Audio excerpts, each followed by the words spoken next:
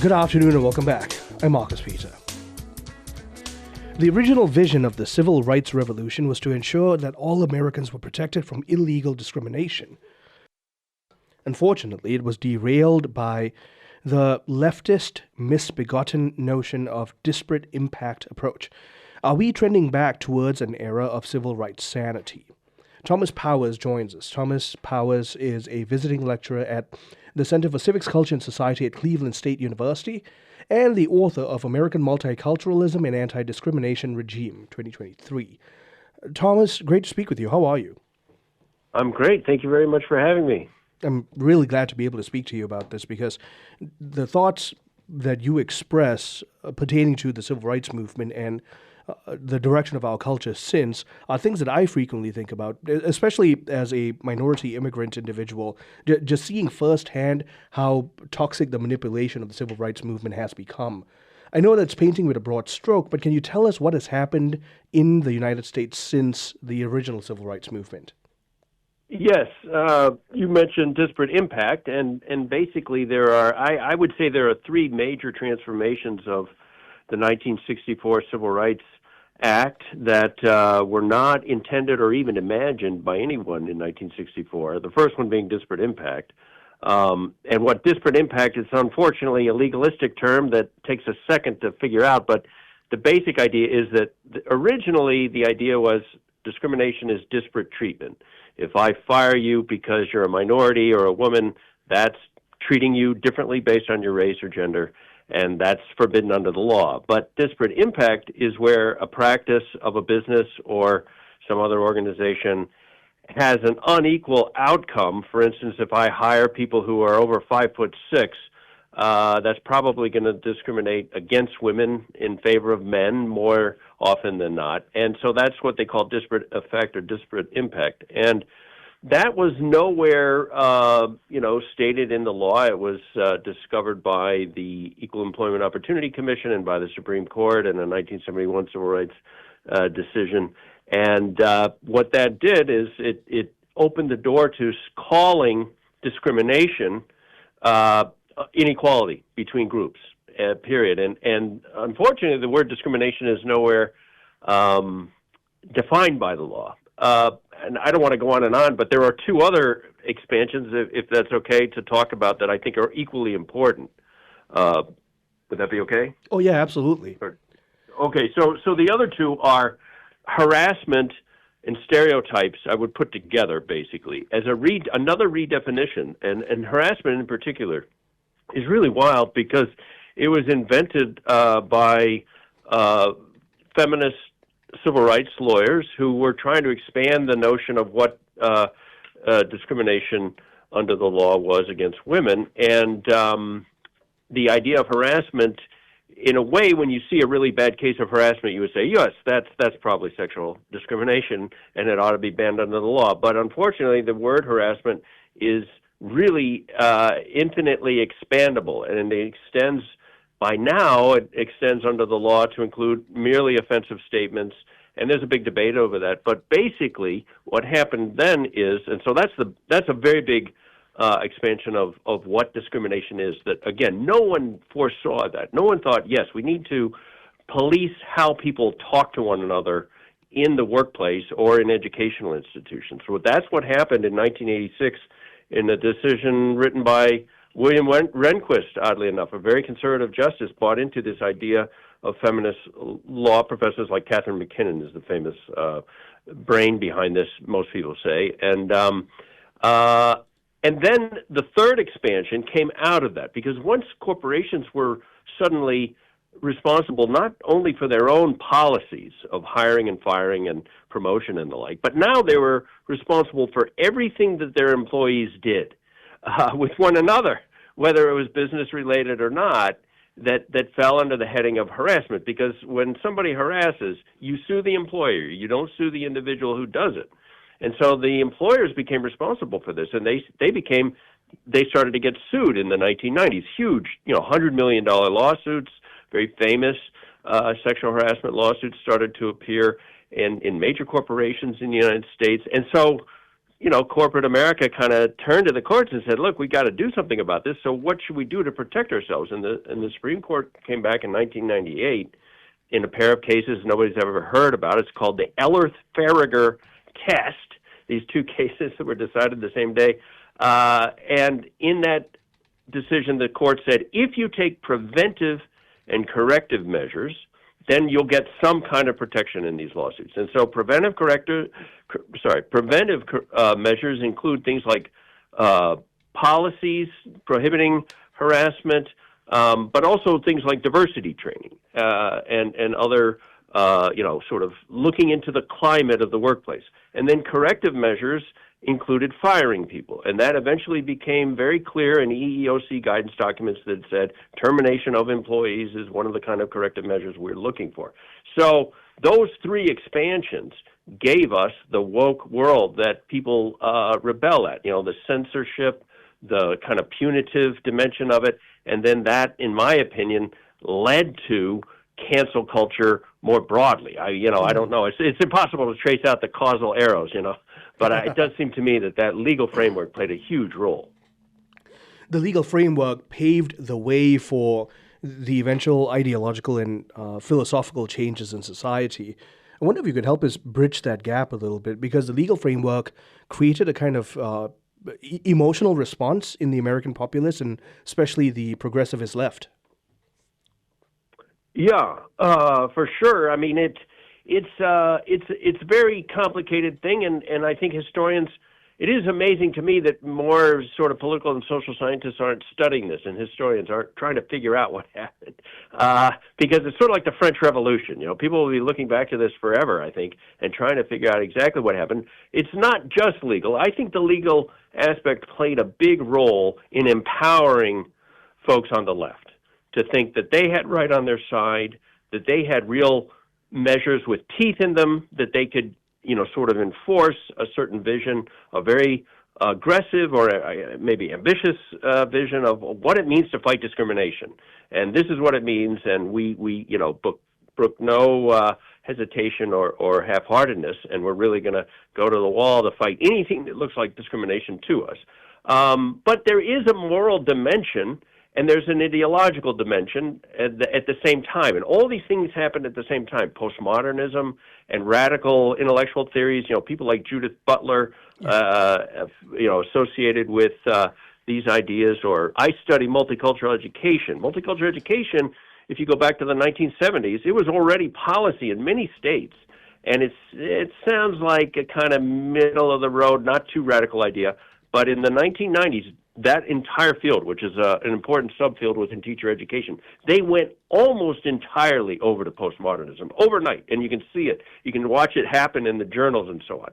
And so postmodernism is a very radical set of ideas that, I have a chapter in my book about postmodernism and how it radicalizes the commitment, because I think it unmoors people from reason. I mean, that's very explicit in what they say. They don't believe in reason. And that frees people up to just sort of attack all categories, attack liberalism, the liberal democratic tradition, attack the Enlightenment, attack Western civilization. And in advance, these folks think they know that that's all a bunch of lies.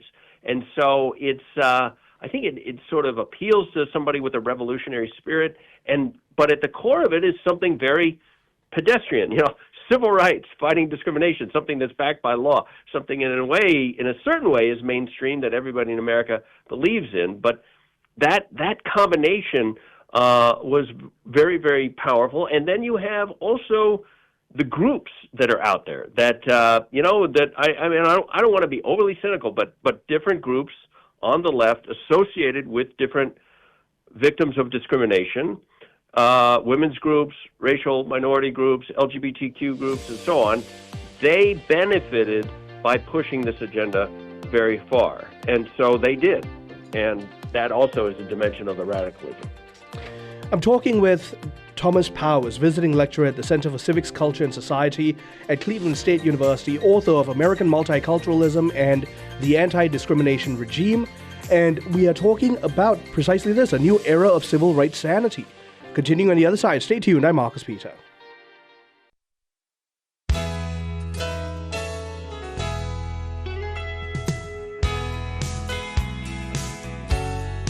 Good afternoon and welcome back. I'm Marcus Peter. I'm talking with Thomas Powers, visiting lecturer at the Center for Civics, Culture and Society at Cleveland State University and author of American Multiculturalism and the Anti-Discrimination Regime. So, Tom, I'm going to pick up where we left off. You were trying to provide for us a very holistic picture of the development of our social mindset into what we can rightly call now, for want of a better expression, woke ideology, but I don't like throwing that term around. So just to refine it based on what you've been sharing, a kind of critical social justice theory that became an overflow of the initial achievements of the Civil Rights Act. I want to ask if you can pick up from there. Sure. I started to talk, I did mention the groups also that are associated with this movement, and they certainly, if you listen or read, their work, they tend to think that's where everything begins, is with the aspirations and sufferings of these groups, and so that's another way in which you can kind of look at it. It is interesting for me to note that, in a way, those groups, they certainly existed in a rough sense, but they didn't have the same self-understanding that they did until 1964. Even feminism, if you look at that, in my opinion, feminism, second-wave feminism, is basically anti-discrimination feminism. It wasn't generally true that women saw themselves as victims of discrimination until after 1964, and there's some interesting evidence of that I mentioned, I think, in the footnotes in my book. But another dimension of it is simply the moral force of the Civil Rights Revolution generally, and that's not something that Americans are used to dealing with. And I think that's probably the most important force, and also the source of our great unwillingness to even think or face civil rights politics. The Trump administration has done an awful lot. I've written a lot about that.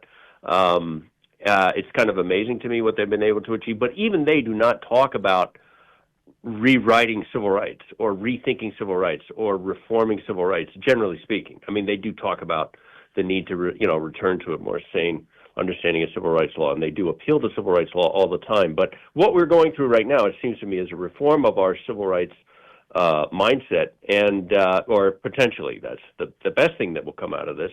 But nobody wants to face the civil rights revolution because it unleashed a moral force in American life that, as I say, liberal democratic constitutional politics, in a way, is about toning that sort of side of politics down. Separation of public and private, not legislating morality, freedom of speech, separation of church and state. All of those things, all of those strategies have a tendency to try to say, let's not get too utopian in our political thinking. But the Civil Rights Revolution was different from that, and everybody was on board. I mentioned that Supreme Court decision written by Rehnquist that put in place one of the most radical steps taken, the harassment idea. And you see that all over the place. It was a bipartisan effort until very recently, until now. And so those are the main elements that I would put together: is the law, the moral power of civil rights, a bunch of ideas associated with it, and also the groups themselves and how they become somewhat radicalized. And all of those things happen at the same time, and it's probably I end up focusing on the law, but I think it's other people would say no, it's the groups, or other people would say it's the ideas, and you could probably have an interesting debate about that, actually, because it's very hard to know which of these things came first or which of them was the most important. I tend to think that the law has an authoritative character, and it pushes people in a certain direction. But that's, debatable for sure. Now, considering all of that, your proposition is also that we might be returning to an era of civil rights sanity, given that we've swung to quite an extreme. You position this in light of the second administration of Trump. Can you please speak to that? Sure. Yeah, I think what the Trump administration has done, especially with disparate impact, they have taken that down very successfully. And, disparate impact is also connected to affirmative action. I should have said that, I guess, earlier. Disparate impact is an account of what the problem is from the left. Affirmative action is the solution to that problem. Inequalities, what's the solution? Affirmative action. Trump has taken all of that down in a remarkable set of legal not innovations, just legal changes that will be very, very difficult for the left to put back in place, certainly not very quickly. It took a long time for that legal architecture to get put in place. A lot of political energy had to be expended, and now there's very clear opposition to all of that on the right. And so I think that's probably a permanent change. There may be some attempts to put some of it back in place, but certainly not to the extent that that interpretation from the left had legal authority. I mean, Joe Biden, his equity initiative had a whole of government equity plan, and equity was nothing other than disparate impact. He had every agency of the federal government looking for inequalities in the name under the umbrella of equity, and so all of that's gone. The Trump administration has not done as much with harassment and so on, but they just eliminated every DEI office and officer in the federal government overnight. And so that takes out a lot of that diversity training and the manpower to kind of push that side, the cultural side, if you will, of the left interpretation. So I think that's also very important and was very effective. But a lot depends on how the right frames this, because to some degree, a lot of people are accusing the right today of being woke right. You know, this is a term that gets thrown around, and there's some evidence that now the administrative state is being used to advance the cause of whites and men and so on here and there. I don't think that's the main thing. I think there is this readjustment and an adjustment to a principle of colorblind equality, colorblind, equal treatment under the law and so on, that is sane, and that does appear in all, many of the Trump executive orders and so on. They do refer to that constantly. I think the government needs to do more to message that, to articulate that, and I think there are a couple other principles that they could use. That's the most important, is to talk about colorblind equality and not to apologize for that. That the left hates colorblindness. The idea, the colorblind ideal for them, that's basically, an inadequate understanding of civil rights, and it because it rules out disparate impact. But they also should be talking about our liberal democratic tradition and how the civil rights revolution created many tensions with that. And this is where you start to get into controversial waters, because if you're saying, well, the civil rights revolution in a way is, contradicts the Constitution, what are you saying? And so maybe people don't want to get into that. But I think that is very important also. You think of like Title IX proceedings on college campuses that ignore due process, the many, many tensions between freedom of speech and civil rights commitments. We have to face that. And so I think restoring the importance of our liberal democratic constitutional heritage is a second principle beyond colorblind equality. And then the third prong I would push forward would be what I call 1964 originalism. Go back to the original intent of the 1964 Civil Rights Act. Because if you look at, for instance, Title II of the 1964 Civil Rights Act, which deals with hotels, restaurants, theaters, and what we call public accommodations, and segregation of those places by race, that was forbidden in Title II. And people were worried about that. Conservatives were worried about that in 1964 because they said, hey, this is the private sector. Here you have government regulating our social interactions in the private sphere. And, there's something to that maybe. But what happened in practice was overnight that succeeded. The signs that said no blacks allowed or whatever, they came down. And that was the end of it. There wasn't, some kind of nothing grew out of that. In Title VII, in the employment sphere, all of those expansions of civil rights from the left that I mentioned earlier, all of that happened in Title VII.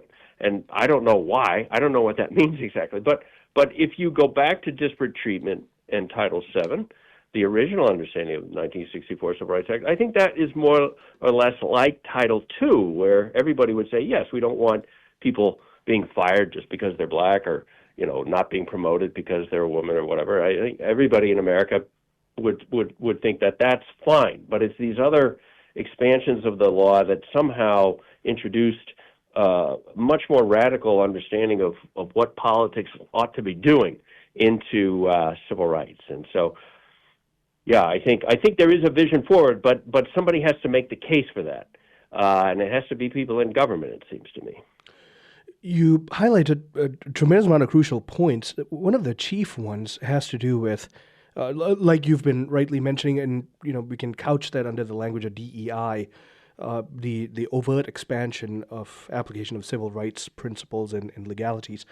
But one of the things you also highlighted is that the progressivist, categorically leftist political view does not allow for a colorblind application of civil rights. Can you speak to that a little more? Yeah, sure. And then, unfortunately, it gets a little bit legalistic because color blindness as a general principle, I think in a way is very easy to defend because it is the original sort of moral foundation of the entire civil rights regime, is the idea that discriminating against someone simply because of their race just seems, dumb and, bigotry, prejudice, mindless, something very ugly and not defensible. So that's easy to criticize, but in the law, colorblindness is bound up with certain legal doctrines of the Supreme Court, and the application of strict scrutiny is called under the 14th Amendment, which makes it very, very hard for any law to pass muster under the Constitution. So it gets bogged down pretty quickly, and I think what conservatives need to do is to strip away that legalistic aspect of it and defend the moral principles. Thomas, thank you so much for making the time to speak with us about all this. Well, thank you very much for having me. I really enjoyed it. Likewise. My guest has been Thomas Powers, visiting lecturer at the Center for Civics, Culture and Society at Cleveland State University. I'm Marcus Peter.